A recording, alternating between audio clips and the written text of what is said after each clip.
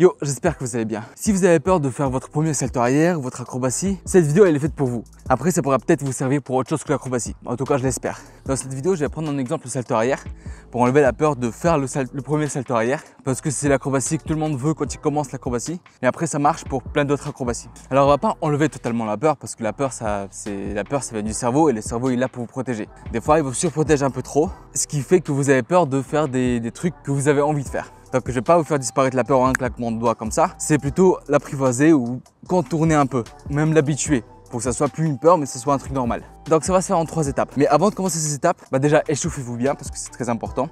Vous ferez moins mal et puis vous serez à fond dedans. Et si vous le faites, tant qu'à le faire à fond. Avant de commencer les 3 étapes, par exemple pour le salto arrière, comme je l'ai dit, je prends un exemple du salto arrière. J'ai peur de faire mon salto arrière. Le truc c'est de savoir pourquoi et de quoi j'ai peur. Les 2 grandes bases dans le salto arrière, de ce qu'on a peur, c'est déjà d'aller en arrière et tomber et se faire mal. C'est les 2 plus grands trucs qu'on a peur dans le salto arrière. Et donc maintenant que vous avez compris, et donc, aïe, petit caillou.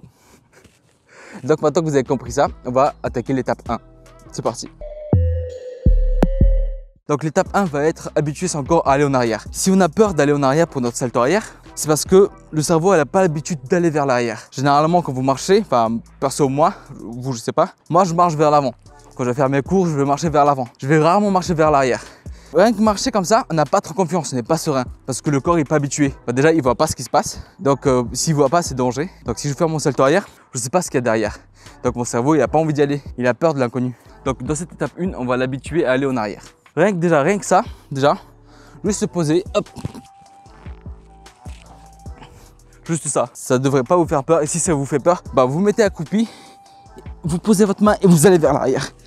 Et petit à petit, vous enlevez votre main. Alors, faites pas sur des petites branches comme ça parce que ça pique, ça me pique le dos. Vous faites pas sur des galets, ni sur du goudron, sur le bitume. Ce serait plus simple. Donc sur le bitume, faites-le sur du sable, sur un truc mou, dans de l'herbe ou dans des parcs. Vous allez voir les trucs pour les gosses là, pour qu'ils se fassent pas mal. Il y a un truc qui amortit, faites-le là aussi. Donc il y a plein d'endroits où vous pouvez le faire. Faites plusieurs choses pour aller en arrière. Donc ça va pas vraiment en arrière, mais déjà ça va habituer votre corps et votre cerveau à faire des choses qu'il n'a pas l'habitude de faire. Une roulade arrière, partir de là. Roulade arrière, partir de debout. Donc voilà. Ou même des trucs...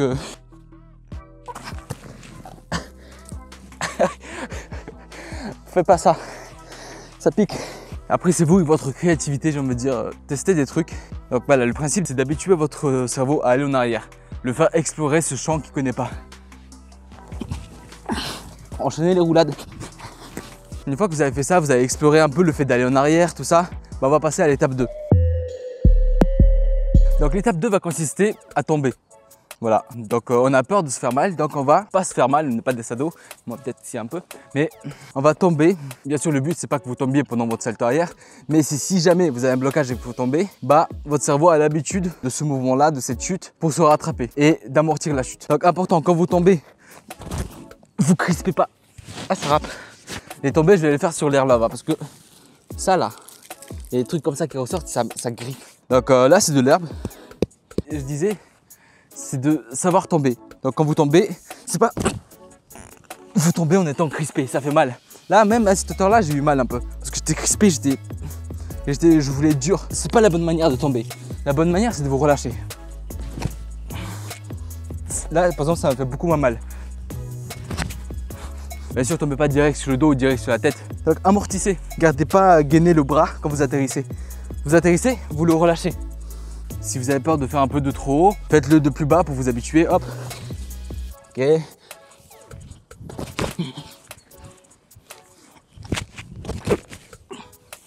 Tant que j'amortis et que je suis assez mou, ça fait pas mal. J'ai pas atterri gainé au mode pompe comme ça, je vais tout me détruire. Faites-le de petite hauteur, grande hauteur. Je vais pas vous demander de sauter de très très haut non plus et de atterrir en vous explosant. Faites de petite hauteur, c'est juste pour habituer. Les gens ils passent en train de courir, ils se disent qu'est-ce qu'il fait, pourquoi il tombe par terre? Donc comme je disais, le but c'est d'habituer ton corps à tomber et te dire bon, c'est pas si grave en fait, ça fait pas si mal que ça. Parce que souvent quand on veut faire un truc dans notre tête, c'est destination finale. Alors qu'en réalité, ça va. Là vous allez me dire mais à quoi ça sert de faire ça? Et ça, il y a aucun rapport avec le salto arrière. Déjà parle pas trop vite, hein. Et du coup c'est la transition pour l'étape 3. Donc l'étape 3 qui est tout simplement de grouper l'étape 1 et 2, qui est de aller en arrière et de tomber.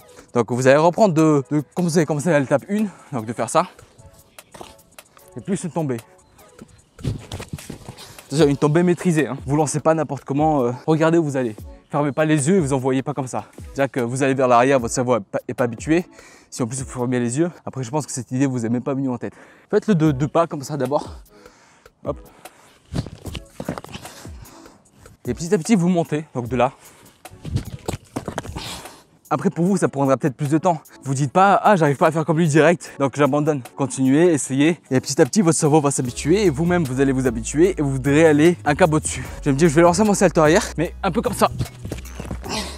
Là, je pars plus pour un flip que pour un salto arrière, mais parce que j'ai besoin de mettre mes mains au début. Parce que mon cerveau, il a peur de ne pas mettre les mains. Et petit à petit, bah, poussez juste plus. Et petit à petit, vous allez vous habituer à tomber, aller vers l'arrière. Et ce que vous allez faire, c'est juste un peu redresser. Donc voilà, vous allez faire un truc comme ça. Vous allez vouloir partir en arrière, mais vous allez vous tourner un peu. Et donc, vous serez déçu de vous, alors que faut pas. Parce que c'est normal de se retourner, parce que le cerveau, il cherche à avoir un contact, à voir où il va. Et donc, il voudra se retourner pour voir où il va. Et ça viendra petit à petit. Donc continuez à le faire, hop, vous êtes là, vous avez encore peur. En continuant à le faire, bah, vous arriverez à stabiliser. Donc à stabiliser, bien sûr, à revenir droit. Après, aussi, pour passer l'étape suivante, d'aller en arrière et partir droit, vous pouvez bien sûr demander une parade ou avoir un matelas. Mais comme je sais qu'il n'y a pas tout le monde qui peut avoir un matelas de gym ou avoir un gymnase, bah, demandez à un pote de vous parer, de vous tenir. Et là, vous allez vous aider avec les bras de lancer, d'aller droit.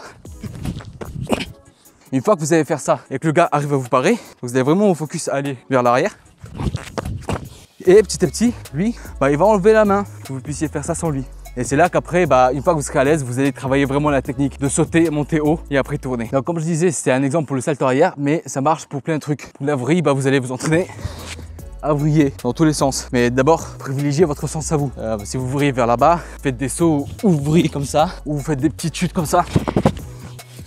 Si vous savez faire le salto arrière et que vous voulez faire le salto arrière vrillé, bah lancez-vous. J'espère que vous avez apprécié la vidéo et que ça vous a servi de quelque chose, que vous soyez acrobate ou pas. Dites-le moi d'ailleurs en commentaire s'il n'y a que des gens qui sont acrobates ou qui veulent faire des acrobaties qui me suivent ou un peu d'autres personnes aussi. Dites-moi aussi en commentaire s'il y a des trucs que vous n'avez pas compris, je vous réexpliquerai ça en commentaire. Donc n'hésitez pas à aimer, n'hésitez pas à vous abonner et ben voilà. Je vous dis à la prochaine, da Sudagne.